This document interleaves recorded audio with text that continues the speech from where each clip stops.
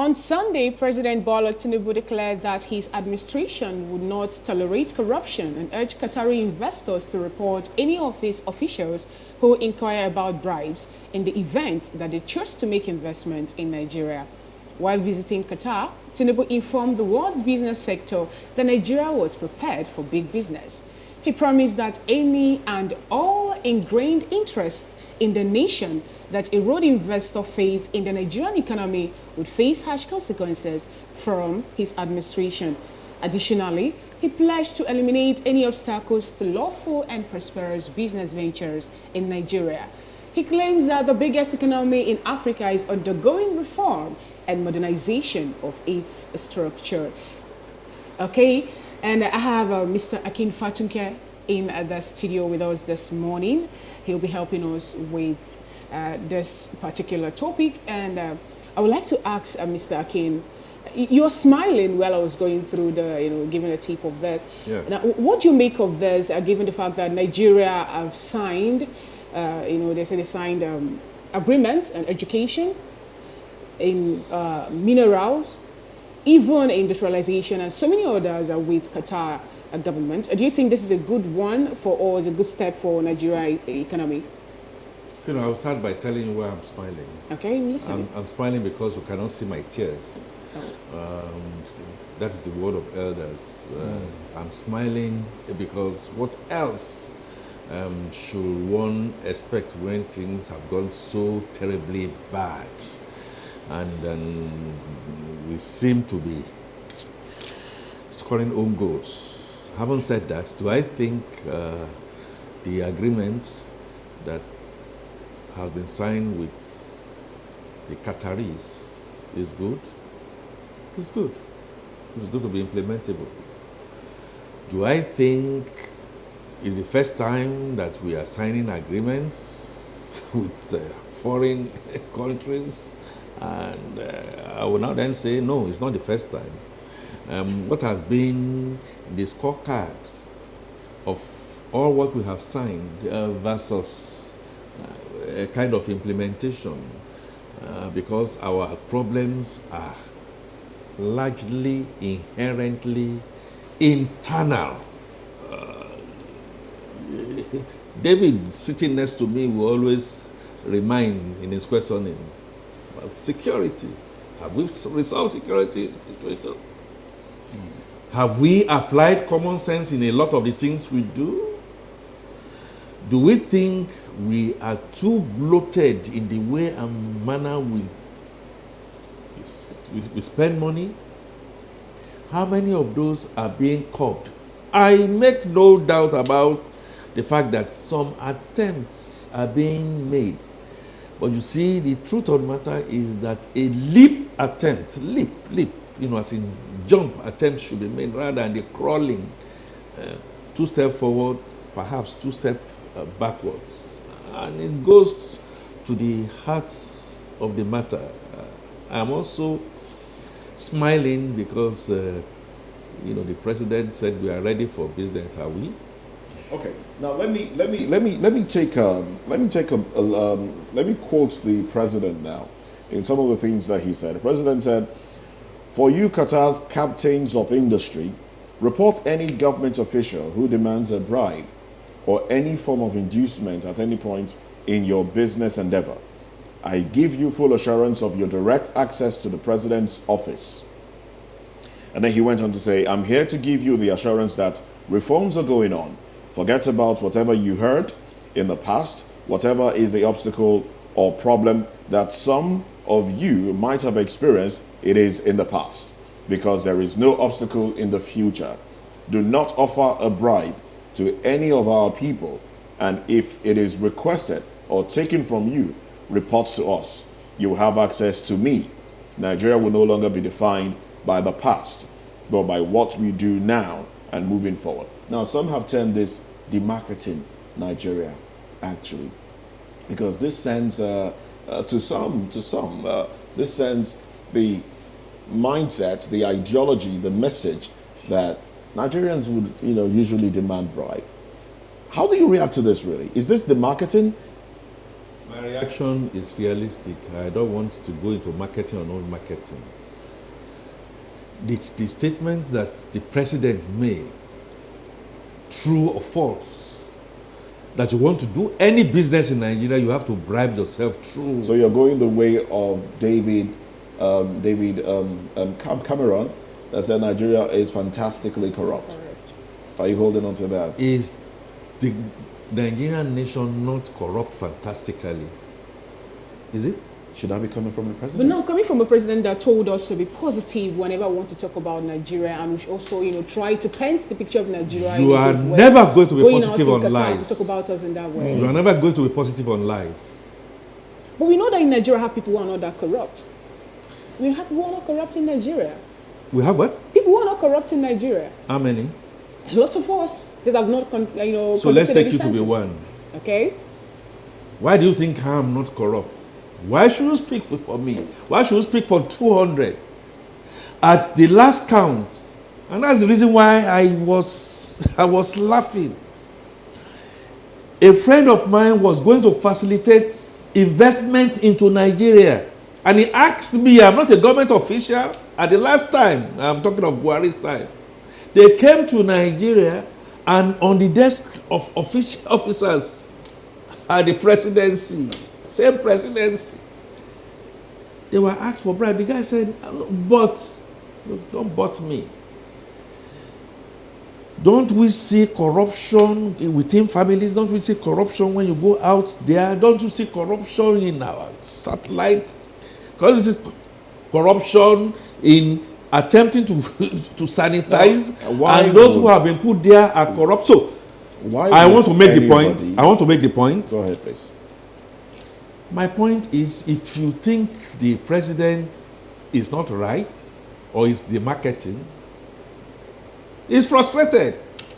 Any leader is going to be frustrated because not only is it frustrated because he knows by the time he turns the other side, corruption keeps on going. So that is one. Secondly, there are diplomatic, I also recognize that there are diplomatic ways, but don't lie about things. I was in Singapore some time ago. It was at the throes of cheap-up girls abduction. Many Nigerians, both private sector and public sector, have come. You know, the way it is in Nigeria, I must be patriotic about Nigeria and stuff like that. I was the only black man amongst whites of different colors and from different countries. They stood me up. They didn't come to check whether I have tail. No. But they asked me, we are hearing certain things about Nigeria, that there was the Chibok, and I had a chance to now say, I'm going to defend my country, I'm going to do whatever. I said, yes, you're right. Under our nose of elected governance, girls were captured. Somebody from Japan got up and said, are you from Nigeria? I said, yes, I'm a Nigerian. Most Nigerians don't always want to accept. They are corrupt, they know they are corrupt, but they don't want to accept. So I will be the first to raise my hand. The only difference is that at that outing, I said, like Fina is trying to make out here, I'm a different Nigerian. Oh, we see a lot of voodoo things, we see a lot of bail fraud and stuff like that. Yes, they exist. However, I am a different Nigerian. It takes a lot of grit to be able to do that. I see a frustrated president who knows very well, has looked at his environment, including himself. And because when you are talking about corruption, the whole world is seeing you on the COP29. The whole world is seeing you in Qatar, allegedly with your children. What do you call that? So, you call that, at the end of the day, the point is, we have to use extra force. I don't know. You may call it a bit illegal. We need to begin to embarrass ourselves. All right, so we need to begin to embarrass ourselves and tell ourselves the truth. The president, I do not see it as the marketing. I totally understand that you don't work for the president. You're just here to help make sense of the headline. So I would not expect that you take a stand with the president. But I also respect your view on issues. But now the president, You have described the president as being frustrated due to the things that he has met on ground. Corruption. Nigerians have been corrupt since the military, basically. Since the military came into power, corruption has become a thing in Nigeria. But the president himself has increased with the military. Okay, Yes, was there okay. before. Yeah, yeah. All right. Well, corruption basically is everywhere, even in America. And some Americans are corrupt. It's the political way to fight it that we don't have. That we've not exhibited yet. Yes. Now, we also do know that in this administration, the emergence of the president is questionable. All right. We also do know that the president's chief of staff has been fingered in a lot of things. We also do know that some of his appointees have been fingered in a lot of things. And now the president is beginning to. The president is not just being the minister of petroleum. He's now usurping the role of ICPC and EFCC, juxtaposing that with his role as the president, and who has people that one would say are of questionable character or have had one thing tainting their image at one time or the other. Same president coming to say that, look, if anybody tries to demand bribe from you, report to me. I don't know how that makes you feel, but that makes me feel like the president is demarketing the country, and the president and investors would also look and say, can we even trust you? Moses said two sides cannot win an argument. So you can stay on your side and look at it. No, it's not an argument, actually. You're just trying to make sense of it all. It becomes an argument because you think it's the marketing. I don't think it's the marketing. Okay, that's fine. I see a situation of a Paul on his way to Damascus, suddenly seeing light and decides to be a Robin Hood, decides to change. Yes, I'm a thief. Yes, I might have corruption surrounding me, but I'm not. Yes, I might be corrupt, but yes, I am now taking a decision. Reports to me if anybody decides to. No, hang on. I've now taken a decision that shouldn't be. You know, that's the reason why I smile when was starting. The whole thing is a tale of absurds. 2 steps forward, 1 step backwards. The reason why you are asking me that question is that you think I am trying to absolve this president. How can I? Who should? That will be the height of disservice to my brand, to my name, and to what I stand for. I know him. I know him very well. But he knows that when we see eyeball to eyeball, as has happened when practice, we stand up to the truth and tell him. That's not correct. So if Mr. President is now coming and saying, come and report to me, what is the marketing there? He knows that he will have a situation of Ali Baba and the 40 thieves. There are so many other thieves down the line. He also made a statement, a comment in that statement. Don't forget it. Forget about what you have had in the past. What is that implying? All things are passed away, all things have become new. That is not the marketing. If I have changed, if I am the captain of the ship, and I have taken a decision that is going to be reduced as much as I can, even though I am not showing it, and he knows, and the whole world is saying that. It's a same page. It's a laughable thing. Before the president went to Qatar, and you are saying that he's saying Nigeria is corrupt, the people are out there, they don't know that Nigeria is fantastically corrupt. Okay, no, we have John Akirili joining this conversation. Good morning to you, John. Now, you are a Nigerian in diaspora. Before you delve into this conversation, what has been your experience, really, of how people relate with you as a Nigerian? Are you corrupt, John? Well, Moses, good morning to you. Good morning to all of our viewers. For me, I'm not corrupt. Okay. But I'm a product of a corrupt society, and that makes me a Nigerian. because Nigeria is such a country that is swimming in corruption over the decades. And if you look at what the president has said, the statement to me is indicting, and that corroborates all of the allegations against administration. So I would have expected, a clean house approach from the very first time.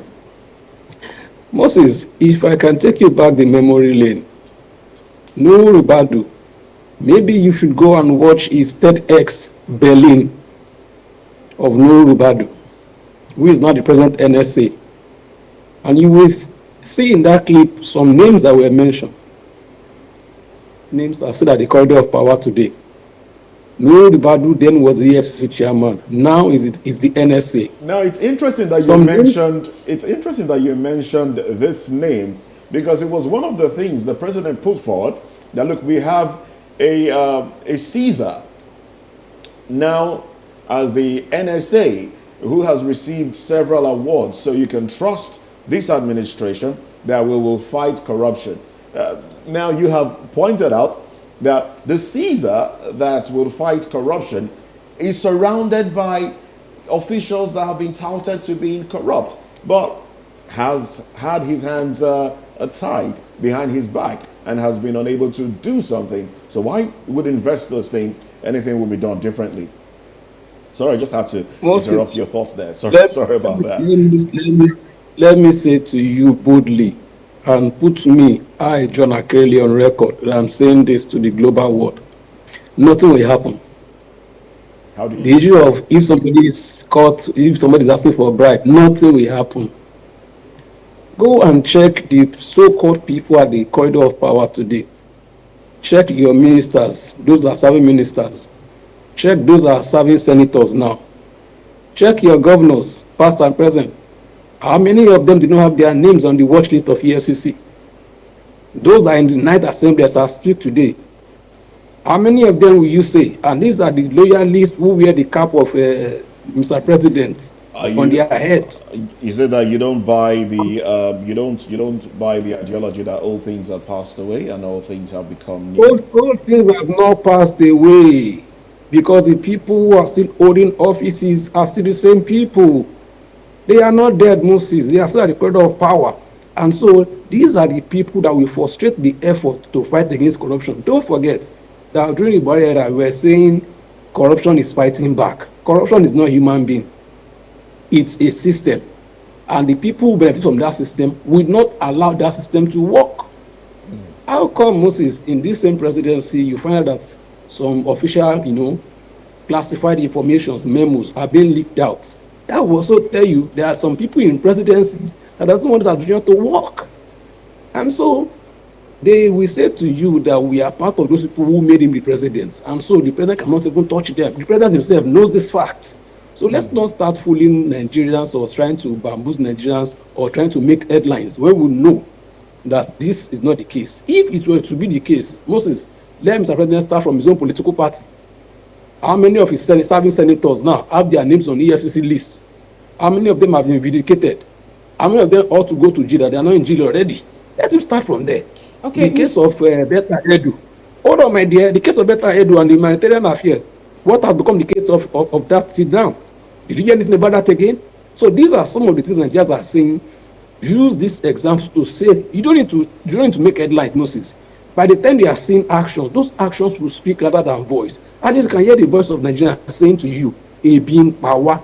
Those ones they are talking to you. You can hear.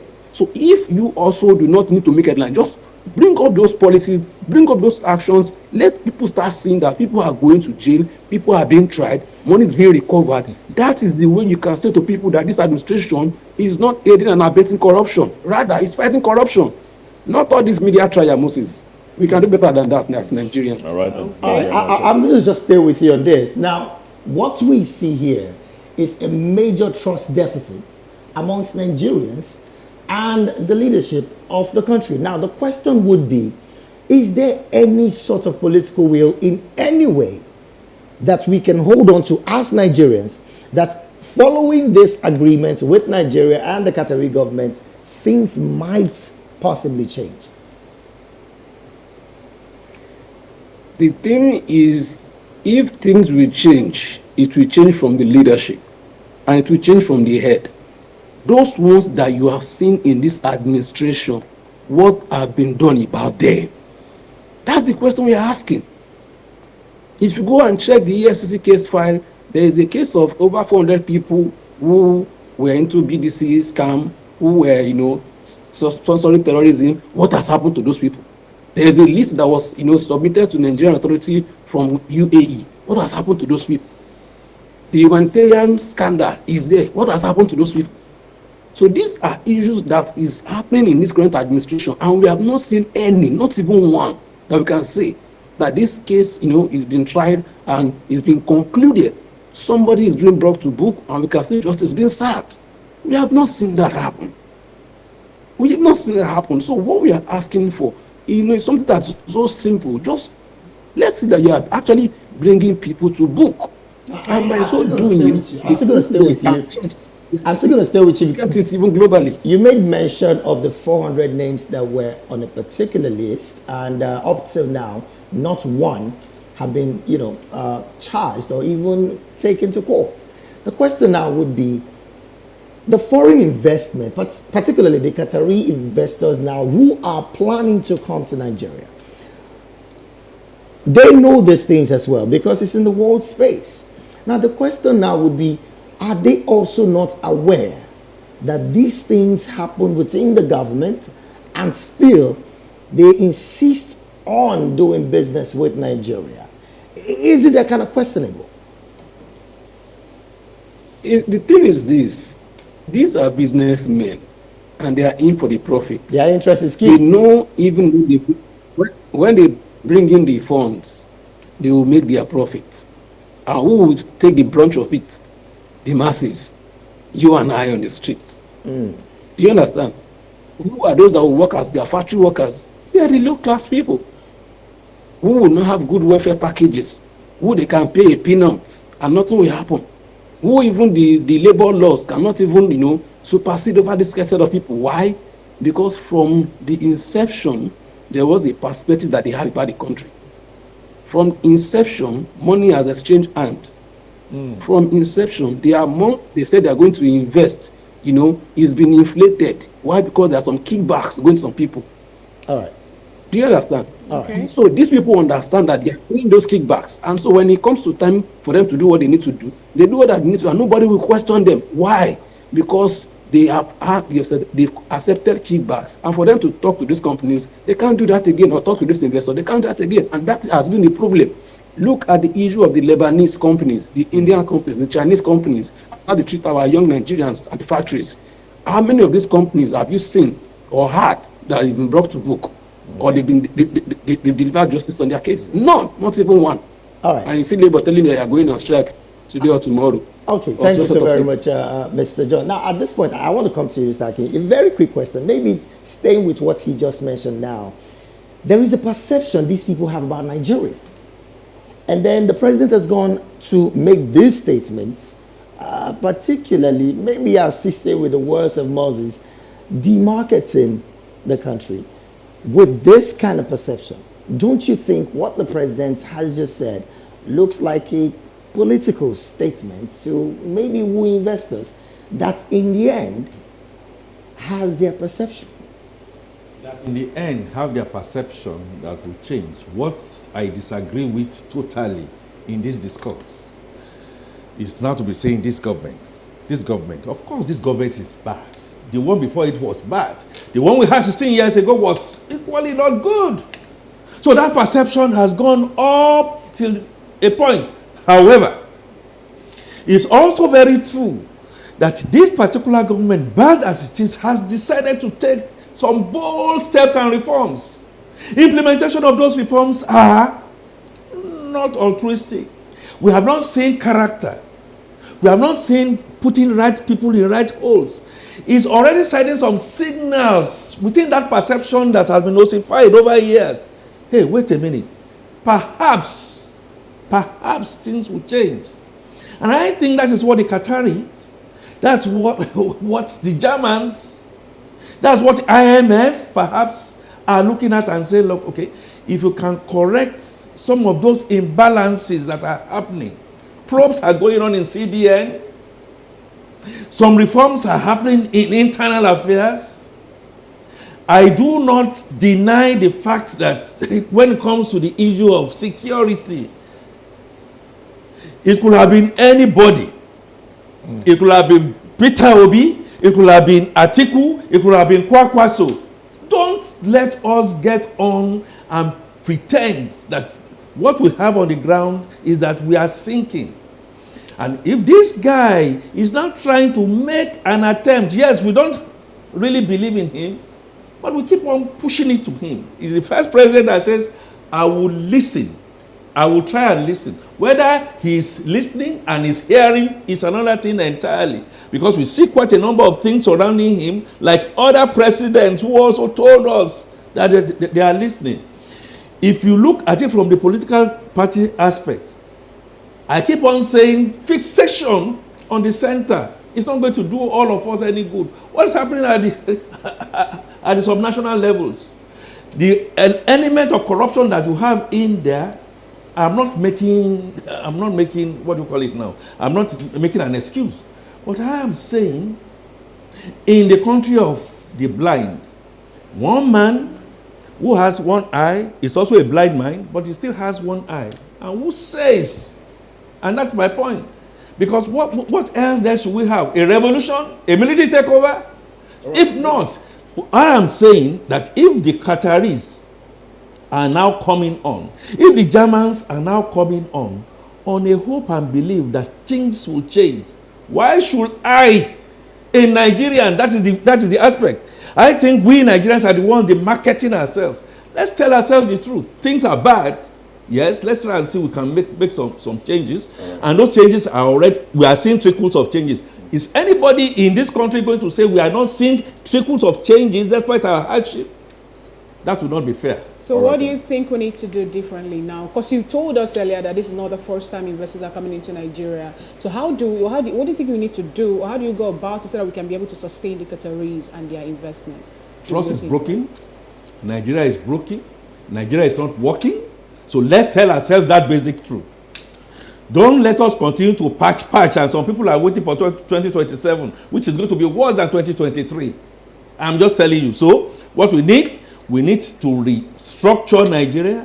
We need to sit around the table and tell ourselves that basic truth. You know, I always use Dora Akuyele. At the height of it, she raised her hand. We've made a mistake. We can't continue to go forward.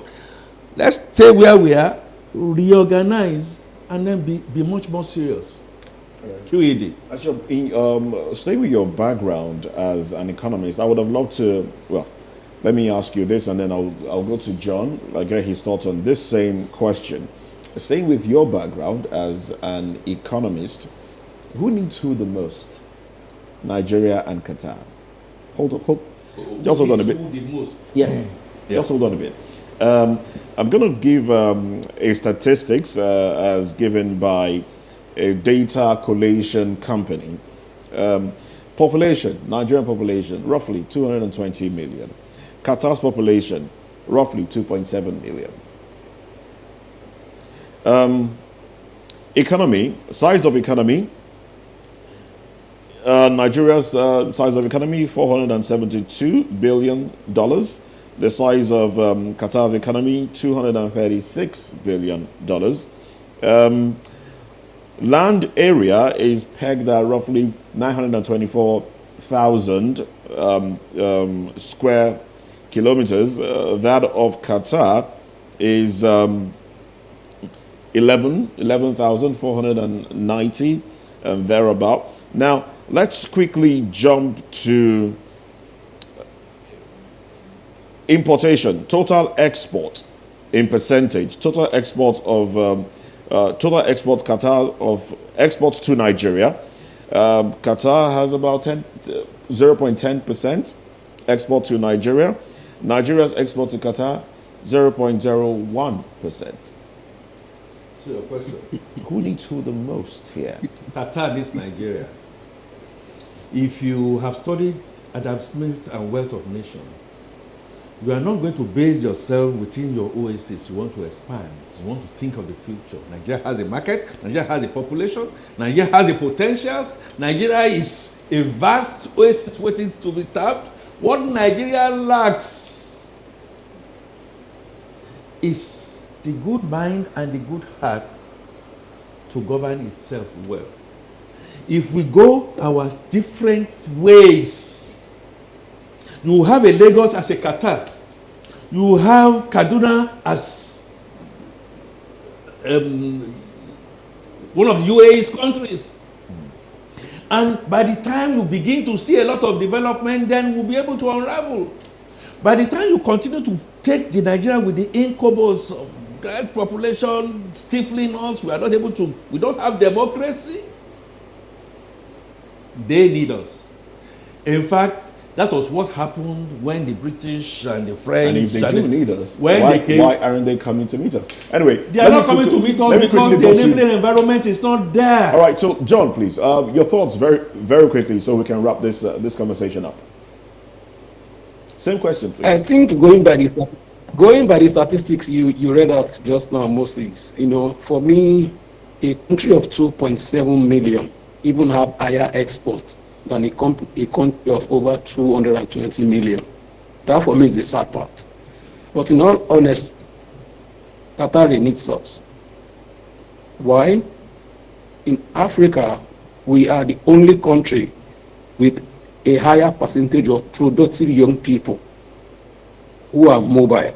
And if they do need us, wouldn't it be in our advantage if we put our house in order and wait for them to come meet us, as against us going to meet them, trying to get them to come meet us? That is as a result of a failed leadership. Ordinarily, it's not only Qatar that will come for us. Other Western nations of the world will also come for us when we put our house in order. Like I said to you, Moses, we have the potential of being among the G7 countries, among the world economic powerful countries. We have all that it takes to be there on that table. And we have what it takes to feed the whole of Africa when it comes to food exportation. So if we can get our house in order and have a purposeful leadership that can harness all that we have, from the length of the north to the breadth of the east, then you can see that the country is so blessed when it comes to human resources, when it comes to natural resources. The only problem that we have is leadership. All right, John, let's get your concluding thoughts on this one. I hope this will be your concluding thoughts. If not, you have a minute to add something to it.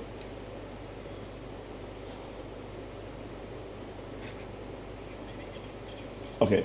All right, John, I was asking for your concluding thoughts, so we wrap up this conversation with you. Then I can come to Mr. Akin and get his concluding thoughts. My concluding thought is simple, Moses. It's just that our leadership should understand that they will lead for maybe about 4 or 8 years maximum, but the legacy they leave, you know, will last more than a century. And as such, they should always think about the masses at heart. On that note, God bless Nigeria. No. Well, I would like for you to stay on because we're going to the second part of, and we'd like you to join us as we go into the second subject matter this morning. So that your God bless Nigeria should wait till the end of the show. It's not yet the end of the show. Mr. Akin, your concluding thoughts, please. Nigerians will remember Ebenezer Obey when he was talking about Nigeria. No place be like my country. No. We have the sun, we have the sunshine. How many earthquakes have you seen? BRICS. We have the flora, we have the fauna. Going back to your point, Nigeria is like a vast potential that everybody wants to come and grab. If these people are not to be wise enough, can we just fence them around and make it a zoo so that the whole world can be coming to look at? My point is, Nigeria is the country to beat. If we choose to decide to wear our cap of common sense, restructure this country, we can be friendly, we can go a confederal, we can take a decision that no matter who and from where, with the same Nigeria, that person will not be able to get anywhere. We need to unbundle Nigeria. Nigeria is negotiable. Okay. My All last right then. words. All right then. Well, let's let you into what his last words on this particular one, but we'll have his words on the other subject matter, which is residents of Abuja loot government warehouse, looting again. Well, it happened in Abuja. It also happened in Kaduna. We'll get a video of that one, but that of Kaduna was a truck carrying pasta. Well, this conversation when we come back. Stay with us.